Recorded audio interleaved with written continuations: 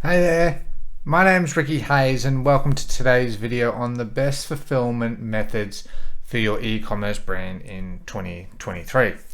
Today I'm going to break down the number of methods that are available and the methods that are applicable to your business based on where you're at in your journey. Okay, really important that you understand that.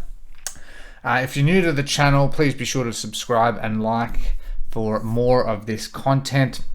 I'm trying to provide content for brands out there to help them with useful tips, tricks, and methods to sort of help support the continual growth and development from all the way from startup through to growth, through to heavy growth of your brand from all elements. Okay, so stick around, let's jump into it now. So let's just jump straight into this and let's talk about this. All right, so there's no right or wrong sort of method when it comes to this. But there is a number of key fulfillment elements, and to get the best understanding, these are the types. As we just sort of go through them, obviously I'm going to discuss it further. So we got 1, drop shipping, 2, print on demand, 3, private fulfillment, and 4, sort of 3PL. Okay. Now there is also, I should add, there's Amazon fulfillment, which also offer that too.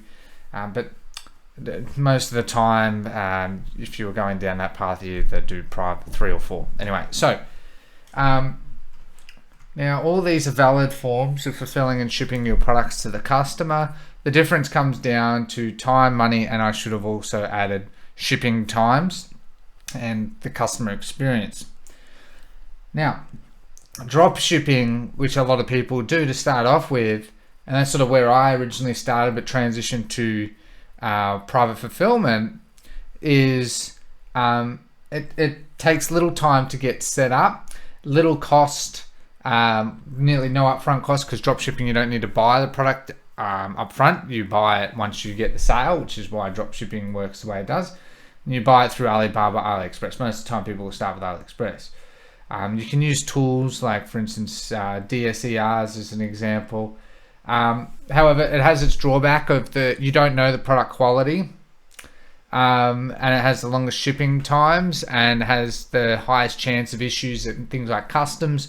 And on top of that as well, it's not the best customer experience. Okay, I teach how to build brands, and drop shipping is not really the way to build a brand anymore. There's faster methods, of drop shipping, but it's still, like you'd be better off if trying to do, fulfillment by Amazon, at least to try and have that warehouse. But so I don't really recommend drop shipping much now. It really, if you want to have that longevity of a proper business, you need to look at others. But look, I wanted to add that in there. So for those on a very tight budget, drop shipping is a great way as an entry point nonetheless.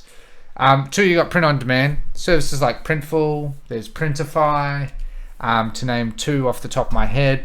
It's an affordable way. Again, it's like drop shipping where you don't have to buy the product up front. You basically buy it once you get the order through. You have to make the design. You market the product, you get the sale, right? Okay. It is a bit more branded, and it's generally you build more like a jewelry brand, not a fashion type brand. So because that's mainly what sort of it's focused on when it comes to Printful. Sorry, I was thinking of another one. Sorry, no, Printful is sort of fashion type. There's another one that does jewelry. I've forgotten what it's called. Shine On, I believe it's called. I haven't used personally the tool. And so it allows you to ship hats, t-shirts, all of that. They're a big company and they do a lot of numbers and volume because it's a very popular way, and they have lots of different types of product quality as well, from cheaper t-shirts to more expensive.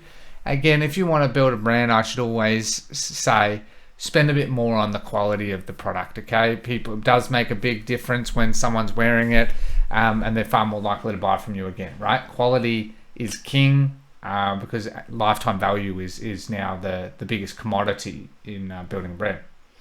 As I said, it does cost more, but you get that product quality and faster shipping. Printful have warehouses in the United States. They're a United States-based company. They also have warehouses in other countries as well, of course, including Europe. But especially for many of us doing in the United States, it's really good for that as well. And it integrates with Shopify and a lot of other platforms, so it can just basically auto fulfill the order as well. Then we move on to private fulfillment. Private fulfillment is where you fulfill the product yourself. This gives you the most control. Okay. So, you might literally use a room like this, right? Or depending on the size of your business, you might have a little office, a warehouse. Most of the time people starting out, would just turn like one of their spare rooms into buy some shelves and have their stock there. I see that working quite a lot now, especially for brands that work and really want to provide a quality product to their customers. So this is what a lot of small businesses generally prefer. They have a lot more control. They can add things like custom labeling, thank you cards, thank you letters, and it's just they just like to have that control. That will mean the cost will be you will also have to work with then shipping couriers. So here in Australia, like Australia Post, for example, where you get contracts and you have a portal. You have to do it all yourself. Now, look, they do have integrations, and you can use other third-party tools that sort of help with this as well. Again, like for instance, Starship It, for example, where it helps with that, and you can do that. This is definitely one of the methods that a lot of brands use when they want to have everything internal. If you want to have everything internal, you really want to provide quality experience and make sure you have that full control. It is going to present the most issues, but it's the one I prefer because when in business, I always prefer control. So I always prefer that. Start in your room, build a brand around a certain niche, buy a number of the products, and then fulfill them, right? And in the beginning, it's not going to be perfect, but you have the most control, you're going to learn the most. And that's sort of what I've always done. I personally think it's the best method to build a real brand, having that real control. Again, it's more work, but more work means more opportunity to learn as well. And again, you have the most control, like especially as you scale with volume sales. A lot of these shipping couriers, they're going to give you bulk order discounts, right? You're not going to get that as much when it gets to the next point, which is 3PL. Now, 3PL is fantastic. Personally, I've used ShipBob. I've used also another one as well, but I preferred ShipBob. ShipBob is a global company, has warehouses all around the world. They, I believe, are even done an IPO. Anyway, they're a big company, been around for 20 plus years. And they have warehouses all in the United States, Australia, European region, and I believe like even Japan and so on and so forth. So they have a lot of flexibility as to where you want to ship your products to. So scalability is high. Now, look, again, the downside is they won't work with anyone that's just doing like wanting to send like 1 or 2 products. They have different sort of tiers. Are you sending a pallet? Pallets? They charge you to just actually send a pallet in. They charge like a warehousing indexing fee, I guess they call it. And you can use things like a bucket where you have your buckets. That's the cheapest. Then you can have a shelf. Then you can have like a pallet, because it's obviously all warehouse space, and they charge sort of on a daily rate, and as well as then they charge the actual pricing of fulfilling and shipping the order with their profit margins on top, right? But if it's a huge company. A lot of people use it because they have super fast, like same day fulfillment, and depending on where your product is stored, like you literally get the product the same day the customer. They're that quick because their focus is on efficiency.